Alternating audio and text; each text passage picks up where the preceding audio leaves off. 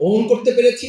2006 সালে 28 অক্টোবর আমরা সেটাকে ওন করতে পারি নাই, কারণ এটা শুধু জামাত ইসলামী ছাত্র শিবিরের সম্পদ বলে মনে করা হয়। আমি আজকে আস্তে আস্তে খেয়াল করলাম মিডিয়াগুলো, আমাদের প্রচলিত মিডিয়া, আমি সব মিডিয়াকে বলছি না, অত্যন্ত দুর্ভাগ্যজনক 2006 সালে 28 অক্টোবরের এই ঘটনা আজকে মেইন স্ট্রিম পত্রিকাগুলো আমি আস্তে আস্তে দেখার চেষ্টা করলাম, দুই একটা ব্যতিক্রম ছাড়া কোন মিডিয়া আজকে 2006 সালে 28 অক্টোবরকে ধারণ করতে ব্যর্থ হয়েছে। কেন ব্যর্থ হয়েছে?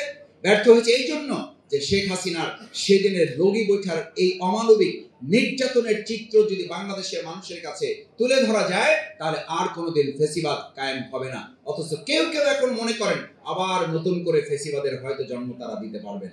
মিথ্যা আশ্বাসে আর লাভ হবে না, কোনো কমই আর ফেসিবাদ এদেশে মাথাচাড়া দেওয়া হবে না এবং দিতেও দেওয়া হবে না। এই শহীদ পরিবার, শহীদদের অনুসারী, ইসলামী ছাত্র শিবিরের একজন কর্মী সমর্থক বেঁচে থাকতে আমরা তা হতে দেব না, ইনশাআল্লাহ। সেই প্রত্যাশা ব্যক্ত করে আবারও সবাইকে অনেক ধন্যবাদ জানিয়ে শহীদদেরকে আল্লাহ সুবহানাহু ওয়া তাআলা জান্নাতুল ফেরদাউসের উচ্চ মাকাম দান করুন।